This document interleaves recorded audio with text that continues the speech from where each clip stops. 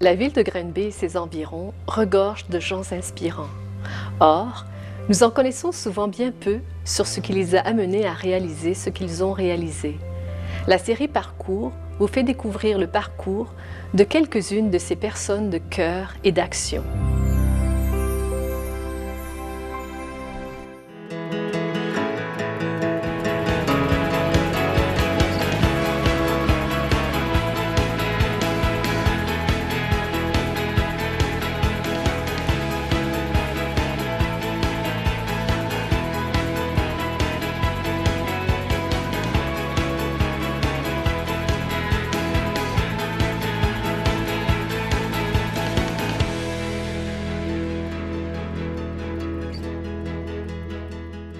Notre invité cette semaine occupe depuis des années diverses fonctions au sein de SOS Dépannage.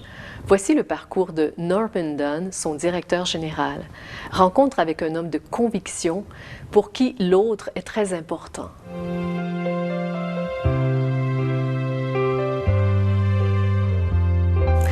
Alors, Norman, vous êtes né à Granby de père irlandais, de mère québécoise. Quelle sorte d'enfance vous avez eue?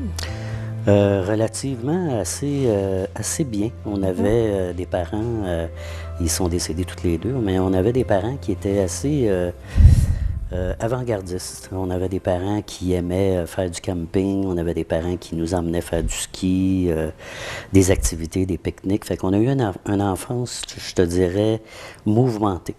Mouvementé par les activités? Par les activités. Mes parents aussi louaient des maisons de campagne à Bromont. Des fois pour 2-3 ans. Donc, c'était le ralliement de toute la famille, les cousins, les cousines, les mononcles, les matantes. Fait qu'on se voyait tous dans ces maisons-là. Les parents étaient ensemble, les cousins et cousines étaient ensemble, mais on avait beaucoup de liberté. Donc, on avait une ferme, on avait du grand terrain, fait qu'on s'amusait, on jouait à cachette. Une très belle enfance. Donc, le côté communautaire, d'être avec d'autres, beaucoup de monde, était déjà présent. C'était installé. Pas un solitaire, là. Non, exact, c'était installé. Tout le monde mettait la nourriture en place. Tout le monde faisait ça ensemble. Non, c'était vraiment très communautaire dans ma famille. Et quelle sorte de petit garçon vous étiez? Quel genre de qualité, de valeur vous aviez? Très tranquille même. Ma mère disait que même quand là, elle était enceinte de moi, je n'étais pas un enfant turbulent. Je menais pas de train dans son ventre. Elle a accouché, ça s'est fait rapidement. Un bon petit gars. Un bon petit gars. Ça s'est gâté par la suite. Qu'est-ce qui s'est passé par la suite? Bien, en fait, à l'école, je n'étais pas nécessairement un gars très bon à l'école. J'étais bon avec les filles. J'étais bon dans tout ce qui était artistique, le chant, les pièces de théâtre, tout ça. Mais pas très studieux, pas très vaillant, exemple. Et vous aviez par contre aussi un désir, je ne sais pas à quel âge exactement, mais d'être curé. Oui, en fait, ça m'a hanté, je vous dirais, une partie de ma vie, de mon enfance. Chez nous, on était très croyants, donc on était obligés d'aller à l'église. Ça, c'était dans les années 60 à peu exact. près? Là? Oui, parce que moi, je suis né en 56, fait que dans les années 60. Puis mes parents n'avaient pas beaucoup à me motiver. Moi, j'étais là, j'avais appris à dire la messe par cœur. J'étais assis, puis j'écoutais les paroles, puis je les disais en même temps que le curé. Puis c'était quelque chose qui m'intéressait. Je trouvais que leur réalité d'aider les gens, c'était quelque chose qui venait me rechercher. Mais quand tu es jeune, tu ne sais pas tout à fait pourquoi. Tu ne comprends pas tout à fait, mais le désir d'aider les autres m'habitait très jeune. Puis la foi aussi elle a été très importante. Je te dirais, jusqu'à présent, elle a été importante à peu près 50-60% du temps de ma vie. La religion, la foi, elle a été... Parce qu'un jour, vous avez perdu la foi. Je l'ai perdu en cours de route. En fait, on va dire que je chemine encore, mais c'est moins ardent que ça l'était auparavant. C'est sûr que quand tu es plus adulte, mature, tu vas plus aller chercher de la littérature, tu vas t'informer, tu vas regarder l'histoire. Puis c'était pas seulement juste l'histoire du catholicisme, c'était l'histoire au complet de la religion, de toutes les différentes religions qu'il y avait aussi. Fait que dans mon cheminement, même à l'âge de 20 ans, Je faisais le tour des églises baptistes, évangélistes. Oui. J'ai fait le tour parce que je me disais, je voulais pas me fier sur les autres de savoir quelle religion était bonne pour moi. Moi, je voulais la choisir moi-même. Puis je me disais, ben chaque religion a ses beaux et ses mauvais côtés. Puis moi, je suis un gars qui apprend par lui-même. Quand je me plante moi-même. Puis quand je fais des beaux coups, ben, c'est moi aussi, là. Donc, j'ai cheminé pas mal. Je suis allé voir différentes religions. Puis chaque place que j'ai fait, je vous dirais dans l'ensemble, c'était très bon. J'ai appris beaucoup. L'humain est super gentil. Partout, je trouvais que c'était des belles valeurs, c'était du partage. Tu sais, moi, la veuve et l'orphelin, les protéger, moi, c'est quelque chose qui était bien important. Puis toutes les églises que j'ai faites, c'était pas mal ça. Donc, ça allait selon mes croyances. Et parallèlement à ça, il y a eu un jeune délinquant Oui. La drogue est entrée dans votre Oui. vie, adolescent, et qu'est-ce que Oui, ça... très, très jeune même. Je Très vous dirais, jeune. j'ai commencé à consommer, j'avais à peu près 13-14 ans. Au début, c'était juste du pot puis quelque chose comme ça, mais après ça a été vers le chimique. Puis j'étais aussi un adolescent, pas de colonne, dans le sens que pour moi, avec mes amis, pour me faire une personnalité, ben si mes amis me disaient, bon, écoute, il y a une nouvelle drogue qui est sortie, le LSD, exemple, est-ce qu'on y goûte? Puis là, les gars avaient peur, mais moi, j'avais toujours la main levée en disant, moi, je vais l'essayer, moi, je vais l'essayer. Quand tu n'as pas de personnalité, tu veux t'en faire une, fait que tu veux montrer à tes chums que t'es bon puis t'es correct. Donc, moi, j'étais le premier avec la main levée, fait que j'ai consommé énormément. Donc, vous n'aviez pas d'objectif sur le plan du travail, par exemple, adolescent, vous ne saviez pas trop ce que vous vouliez faire? Je savais pas trop. Je savais que le côté artistique m'intéressait, Ouais. mais j'avais toujours le petit côté devenir curé qui m'habitait. Mais qu'aussitôt que j'avais ces pensées-là, j'essayais de fermer le couvercle là-dessus. Vous aviez peur? Oui, oui, j'avais peur. Ouais. Puis je voulais pas vraiment y aller, pour toutes sortes de raisons. Donc, j'ai essayé d'étouffer ça le plus longtemps possible. Fait que j'ai fait différentes choses dans ma vie, autant travailler en hôtellerie que travailler comme soudeur dans des usines, mais très malheureux aussi. Mais chaque endroit que j'ai fait avait un objectif que je ne connaissais pas. C'est après qu'on réalise tout l'impact de chaque geste qu'on a posé, chaque choix qu'on fait nous aide à grandir là-dedans, puis après ça, se former vraiment en orientation. Dans quel domaine je veux aller vraiment? Donc, plus j'étouffais mon histoire de ma foi, plus que ça voulait ressortir. Donc, j'ai fait 2 tentatives d'aller dans des endroits. C'est des endroits à Longueuil que tous ceux qui pensaient avoir l'appel avec l'Église catholique, on s'en allait là. Puis c'était des groupes de discussion. Puis on échangeait, puis on avait un animateur, puis tout le kit. Sauf que les 2 fois, je pense que je me suis fait mettre dehors les 2 fois, parce que j'étais délinquant aussi, dans le sens, je posais beaucoup trop de questions. J'étais un peu aussi... je contestais, en fait. Je contestais beaucoup de choses en même temps que j'avais un intérêt énorme. Je contestais pas mal beaucoup de choses. Puis, à un moment donné, le 29 septembre 1985, qu'est-ce qui s'est passé ce jour-là? En fait, c'est là que ma vie a changé. En fait, à l'époque, je travaillais dans l'hôtellerie. Je travaillais pour le ministère de la Justice aussi, à temps partiel. Donc, puis j'étais bénévole pour le Centre d'action bénévole de Granby. Puis, j'avais compris que l'Église, la prêtrise, n'était pas pour moi, mais j'avais encore ce désir-là d'aider les autres. Puis, j'étais bénévole au Centre d'action bénévole. Puis, à un moment donné, la directrice, qui est Carmen Rouleau, m'a fait appeler à son bureau. Puis, elle m'a dit, écoute, Norman, je la connaissais bien, cette dame-là. Puis elle m'a dit, écoute, on a une ouverture, on a un besoin d'un intervenant communautaire qui pour partir l'aide alimentaire, pour continuer l'aide alimentaire, en fait. Puis elle a dit, on a pensé à toi. Puis là, tout d'un coup, je me suis dit, est-ce que c'est ça la porte qui s'ouvre, que qu'est-ce que je veux faire toute ma vie? Puis je trouvais que dans le communautaire, c'était un bon dérivé de la prêtrise, en fait. Fait que j'y ai comme pensé à peu près 24 heures, je suis retourné la voir. J'ai dit, oui, ça m'intéresse. Elle m'a dit, par contre, tu vas devoir modifier énormément de choses dans ta vie. Si tu es prêt, je peux te donner ta chance, mais tu vas devoir laisser l'hôtellerie, te concentrer ici et retourne aux études. Puis le salaire qu'elle offrait, c'était vraiment dérisoire. Je faisais ça en une journée en hôtellerie. Ah oui. Oui, je faisais ça en une journée. Est-ce que vous a demandé d'arrêter de consommer aussi? Elle le savait que je consommais. Ouais. Elle m'a dit, ça, c'est un problème pour nous autres. Comment tu peux me sécuriser? J'ai dit, ben si tu me dis que j'ai cet emploi-là, ça me prenait ma raison. Et si tu me dis que je l'ai, c'est ma raison pour arrêter de consommer.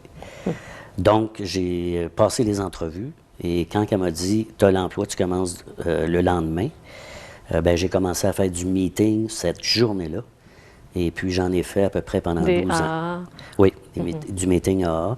D'autres aussi meetings. Il y avait les narcotiques anonymes, les émotifs anonymes. Quand j'ai compris que la consommation était un dérivé d'un humain qui va pas bien, il y en a qui le fument, il y en a qui le boivent, il y en a qui le jouent, il y en a qui le mangent.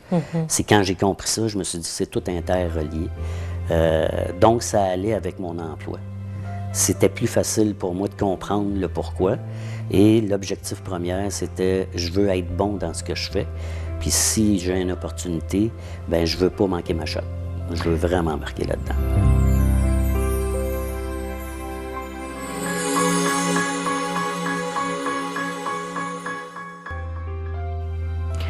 Donc, on pourrait dire d'une certaine façon que SOS Dépannage vous a dépanné, vous a donné une nourriture existentielle. Absolument, absolument, qui était vitale.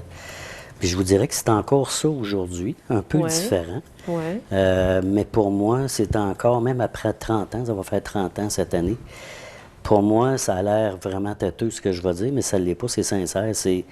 Ça a été un privilège pour moi d'occuper cet emploi-là.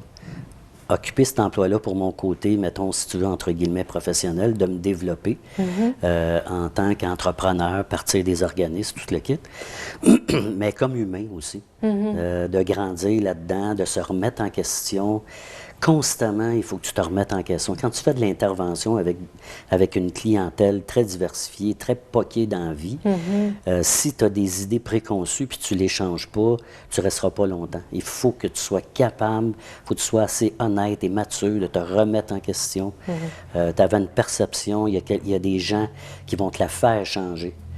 Moi, j'avais une perception sur la pauvreté, sur la violence aux femmes, sur l'itinérance, complètement dans le champ. J'étais complètement dans le champ. Puis c'est les gens qui te font évoluer avec leur cheminement, leur parcours. C'est souvent, là, j'écoutais les gens, puis je me disais, bon, ceux qui sont courageux, j'aurais pas passé au travers.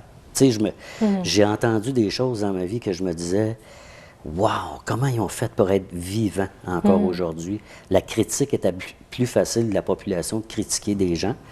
Par contre, quand tu écoutais leur cheminement, les parents qui avaient eu aussi, les situations qui étaient arrivées, pour moi, je n'ai que de l'admiration. Parce que c'est ça, c'était pas juste, bon, on va chercher, parce que c'est une banque alimentaire, on va chercher quelque chose et puis on s'en va. Non. C'est des rencontres, c'est des gens, c'est toutes sortes d'histoires. Puis il faut que tu fasses parler les gens aussi parce que tu leur demandes des questions très personnelles. Fait que pour ça, moi, je me disais, il faut que j'établisse un contact avec eux autres de confiance. Il faut qu'ils voient que je ne suis pas un professionnel avec la cravate en arrière qui pose des questions. Je voulais que les gens ressentent que je n'étais pas un ennemi, que j'étais là pour les aider, pour les écouter, pas de jugement. Puis avec le cheminement que j'avais eu au niveau de la consommation, tout ça, je me disais, je me trouvais, tu sais, j'ai du talent parce que je m'en suis sorti, j'ai resté sobre.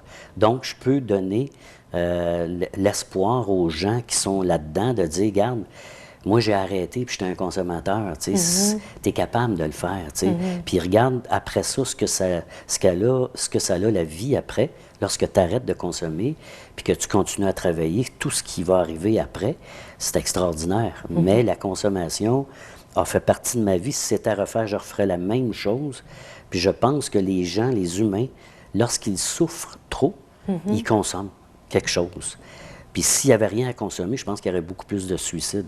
Je pense que c'est bon, mais c'est temporaire. Parce que quand tu prends assez de force, tu réalises que tu as le problème de consommation à régler, puis après ça, il faut que tu continues ta vie. Là.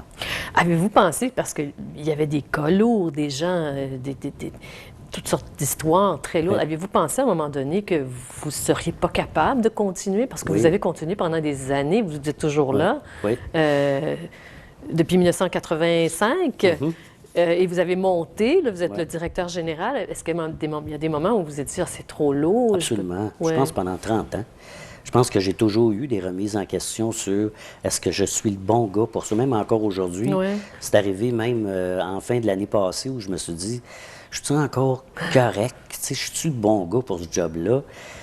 Oui, parce qu'il y a énormément de défis. C'est déstabilisant. Si tu penses que tu vas faire une job de routine, c'est impossible. Donc, oui, beaucoup de remises en question. Puis, je vous dirais souvent, quand j'ai eu les plus grosses remises en question, il y avait des situations qui arrivaient où il y a des gens. Tu sais, je vous conte un exemple. À un moment donné, il y a une remise en question que j'ai. Je sors à l'extérieur de SOS, puis je marche sur le trottoir, puis je me remets en question. Est-ce que c'est correct ce que je fais, la manière dont je le fais? Puis il y a un itinérant que je connais depuis des années, à peu près 15 ans. On se parle pas beaucoup. Il venait chercher sa bouffe, puis il s'en allait. Puis on n'a pas beaucoup de communication avec lui. Il était très gêné. Puis ce matin-là, je marche sur le trottoir, puis il prend son sac, puis il vient me voir, puis il me dit, si jamais tu te demandes pourquoi tu fais ça, je veux juste te dire, grâce à toi, il y a un paquet de monde qu'on mange, puis si c'était pas ça, c'est les vidanges qu'on irait, tu sais. Fait qu'il y a eu j'ai eu des réponses comme ça de la vie. Tu sais, c'est les gens qui me donnaient mes réponses, en fait. Fait que des situations comme ça, tu te dis, OK, c'est correct, j'ai eu une belle réponse, je suis à ma place. Tu sais. Tout à fait. Ouais. Puis aussi, votre estime de vous-même au début, donc parce que vous avez monté là, dans les échelons. Au Ouais. début, vous étiez le seul employé. Exact. Et puis, avec le temps, vous avez bâti quelque chose. Ouais. Parlez-moi de cette... de comment ça a évolué, SOS Dépannage, depuis que vous êtes là. En fait, les premières années, moi, une chance que j'étais célibataire, pas d'enfant, honnêtement, parce qu'il n'y a personne qui aurait accepté les heures que je devais mettre. Puis étant donné que je m'occupais des finances aussi, je voyais qu'il n'y avait pas d'argent. Il n'y avait pas de subvention. Il y avait tellement d'ouvrages que si je ne la faisais pas, personne ne la faisait. Fait que c'est comme si je mettais les bouchées doubles, puis c'était correct pour moi. Puis ça m'aidait dans ma consommation que je ne consommais pas. Fait que pour moi, je me tenais sobre en travaillant. Moi, je vous dirais, les premiers 20 ans, c'est 70 heures réguliers. Il y a des années, je n'ai pas eu de vacances non plus. Là, je ne veux pas faire pleurer personne, là, mais c'était ça ma réalité. Puis aussi, on était toujours en financement parce qu'il n'y avait jamais assez d'argent. Fait qu'on faisait toutes sortes de choses d'autofinancement. Il n'y a rien qu'on n'a pas vendu, qu'on n'a pas essayé d'aller chercher des sous.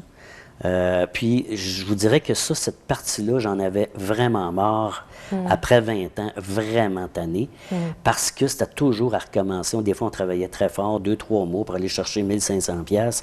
Ça n'avait pas de sens. Ça n'avait pas de sens pour moi. J'essayais de trouver l'idée géniale. Vous l'avez trouvé à un moment oui. donné. Vous avez été à une conférence sur l'économie sociale. Exact. C'est quoi il y a eu un déclic en 1985, Absolument. là, il y a eu un autre déclic. Là. Absolument. Qu'est-ce Ça a que c'est, été, par le CLD de Granby, ça a été l'élément déclencheur où je me suis dit, on peut partir des entreprises, puis le profit servirait à nourrir les gens. Pour moi, ça a été comme une ouverture. C'est comme ça que je veux faire SOS. C'est ça que j'aimerais.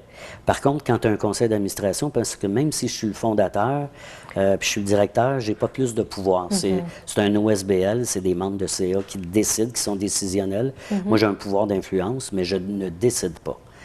Donc, il a fallu que je fasse du lobbying auprès de mes membres bénévoles du CA pour qu'ils embarquent dans cette idée-là. Je vous dirais, au début, le 3/4 n'était pas chaud à l'idée de partir une entreprise de recyclage des matières. Moi, je leur ai demandé 6 mois. Donnez-moi 6 mois. Si je ne suis pas capable, on arrête. Puis si on est capable, on continue. Et ça a été notre porte de sortie. Vraiment, c'est ce qui nous a amené à se développer, à acheter une bâtisse, à engager du personnel, donner des avantages aussi, parce que moi, je ne voulais pas que mes employés vivent ce que moi, j'avais vécu. Fait que moi, je leur défends de faire du temps supplémentaire non rémunéré. Si tu veux faire du bénévolat, trouve-toi une cause, va en faire ailleurs.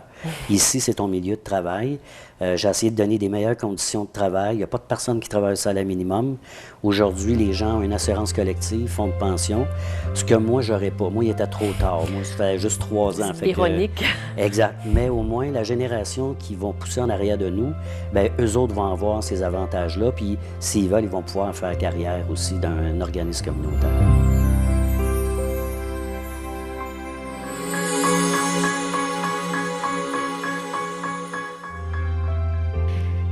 Vous auriez pu dire à un moment donné, bon, ben j'ai fait ce que j'avais à faire à SOS Dépannage, allons voir ailleurs, essayons autre chose ailleurs. Or, vous êtes toujours resté avec eux, vous avez grandi avec eux, vous avez été nourri par eux Oui.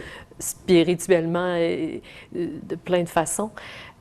Pourquoi vous êtes resté, pourquoi vous avez décidé de continuer à travailler là? Je suis peut-être dépendant affectif. Il y a peut-être quelque chose qui est relié à ça. C'est pas que j'ai pas voulu. J'ai regardé même. Je me disais à un moment donné, il y a quelqu'un qui va m'offrir quelque chose. Tu sais, il n'y a jamais personne qui m'a offert rien. Puis heureusement aussi. Mais je pense qu'on a tous un destin dans la vie. Puis si je regarde le mien, c'était ça que je devais faire. Moi, d'avoir un rôle d'aider son prochain, je ne suis pas gêné de ça dans ma vie. C'est pas quelque chose qui a été très payant. J'ai bien gagné ma vie, mais il ne fallait pas que j'attende après ça, je vous dirais. Par contre, il est arrivé toutes sortes d'événements dans ma vie qui a fait que j'étais capable de rester là. J'ai eu et je continue, j'ai eu une très belle vie. Puis lorsque je faisais des fois de l'apitoiement un peu, puis je m'en allais chez nous, puis j'ai pas tout à fait ce que je veux, puis j'aimerais ça avoir un plus gros char, puis tout, je me comparais avec les humains qui étaient venus chercher de la bouffe, les pères de famille, les mères de famille qui pouvaient pas avoir d'argent pour nourrir les enfants, de pas aller chez le dentiste, de pas avoir les lunettes, de pas avoir les vêtements. Je m'en allais toujours chez nous en me disant quelle chance que j'ai. Fait que si tu te compares avec les plus riches, t'es malheureux. Puis si je me comparais avec les gens que j'avais aidés, pour moi, j'étais le gars le plus heureux. J'étais riche, j'avais tout ce que j'avais besoin. Fait que pour moi, ça m'a toujours équilibré dans tous mes choix de vie. Puis honnêtement, j'ai eu une vie trépidante. Très, très, très intéressante. J'ai fait plein de choses diversifiées, pas juste le travail, mais dans ma vie aussi. Donc, pour moi, c'est pas que j'ai pas voulu m'en aller, mais j'ai resté heureusement. Puis, j'ai jamais été, je vous dirais, malheureux de tout ça, là. Et aujourd'hui, SOS Dépannage compte 46 employés et ils auront donc un fonds de pension grâce à vous, que vous n'avez pas. Comment vous entrevoyez votre retraite? Ben, en fait, ce qui me rassure, c'est de savoir que ma gang va pouvoir faire leur vie dans une entreprise comme SOS. Fait que ça me rend heureux, honnêtement. Ça me rend heureux. La vie, elle a toujours été bonne avec moi. J'ai pas peur. J'ai pas peur pour demain. Tu sais, je vais avoir quand même, tu vois, là, ça fait 3 ans qu'on a un plan de fonds de pension. Il me reste 5 ans à faire, 8 ans. Ce sera pas merveilleux. Mais j'entrevois la vie avec, j'ai beaucoup de projets. Moi, ce que je dis au conseil d'administration, la journée que je vais partir, je ne resterai pas comme président, je ne resterai pas comme dans des comités ou quoi que ce soit. La journée que je vais partir, ça va être un départ, pas de conflit, rien. Mais ça va être un départ que j'ai fait ce que j'avais à faire. Le temps qui va me rester, ben je veux faire des choses qui me tentent. Je vais quand même continuer comme je le peux, comme n'importe où, d'aider mon prochain. C'est quelque chose qui va toujours m'allumer. Mais j'ai beaucoup de passion dans la vie. J'ai fait longtemps de la voile. Là, je fais de la moto. J'ai plein de choses. J'ai voyagé aussi. Parce que le curé en vous a pu exprimer d'une autre manière ce qu'il voulait. L'artiste, parce qu'il y avait le côté artistique enfant aussi, jeune. Est-ce que vous l'avez développé, ça, ou est-ce que c'est quelque chose que vous aimeriez développer? Bien, en fait, je l'ai développé avec mon emploi parce qu'à toutes les fois qu'on avait des entrevues, soit à la radio, à la télévision, puis en 30 ans, j'en ai fait pas mal. Moi, je tripais, là. Pour moi, c'était du dessert dans ma vie de faire ça. Fait que pour moi, je me suis exploité aussi à ce niveau-là. Puis, tu sais, même dans ma vie personnelle, je suis avec d'autres amis ou dans d'autres contextes, ce côté-là de réflexe de parler des démunis, je l'ai toujours eu. Que je sois avec des gens très bien nantis, je vais toujours confronter les gens bien nantis en disant est-ce que tu as une cause à cœur dans la vie, dans la société? Pas juste SOS, là. Est-ce que tu en as une cause? Supporte un organisme communautaire sur ton territoire, n'importe laquelle. Choisis une cause, mais tu dois partager. Réussir sa vie, c'est pas juste monétairement. C'est monétairement, mais c'est aussi qu'est-ce que tu peux faire de bien autour de toi, qu'est-ce que tu peux faire comme différence pour d'autres humains, en fait. Donc, les valeurs que vous aviez enfant sont restées avec vous toute la vie et vont continuer Puis je sais l'importance d'influence, fait que j'essaie d'influencer. Souvent, on reçoit beaucoup d'étudiants chez SOS Dépannage pour des visites. Puis c'est là aussi je fais de la prévention, mais je sème aussi. De dire aux jeunes, tu sais, tu peux faire carrière dans le communautaire maintenant. Tu sais, c'est plus qu'est-ce que c'était, là, 20, 30 ans, là. Fait que tu peux faire carrière, tu peux choisir d'aider les gens tout en faisant de l'argent. C'est sûr que c'est pas nécessairement payant, le communautaire, mais tu peux quand même être très bien heureux. Parce que réussir sa vie, c'est pas l'argent que tu amasses. C'est comment tu l'as ramassé. Qu'est-ce que tu fais avec? Fait que pour moi, d'être capable de l'enseigner à d'autres, aux jeunes, de dire dans la vie, réussir sa vie, c'est aussi aider son prochain, la veuve et l'orphelin, comme je disais tantôt. C'est quelque chose que j'ai toujours, qui me tient à cœur. Et quel a été votre plus grand défi, la plus grande difficulté dans tout ce parcours de vie? En fait, c'est le financement de l'entreprise qui a été très, très difficile. Et ça, c'était des éléments démotivants de toujours courir après le financement. Tous les partis politiques, n'importe lequel, ça n'a jamais vraiment bougé. Fait qu'aussitôt qu'ils viennent, ils veulent se présenter, ils vont venir te courtiser, puis après ça, ils vont te délaisser. Puis ils n'ont pas vraiment de pouvoir ou de choix. Je pense que si j'avais eu une coche de plus, j'aurais aimé ça me présenter en politique, j'aurais été très malheureux, mais d'essayer d'influencer des politiciens à changer les règles qui appauvrissent les gens, ça, c'est quelque chose que j'aurais peut-être aimé, mais que j'avais pas l'étoffe, je pense, d'être un politicien. Et de quoi êtes-vous le plus fier dans votre parcours? Le plus fier, je vous dirais, c'est le mois passé, j'étais allé faire mon épicerie, puis la caissière, c'était une femme qu'on a aidée avec ses enfants et son mari. On les a aidés énormément.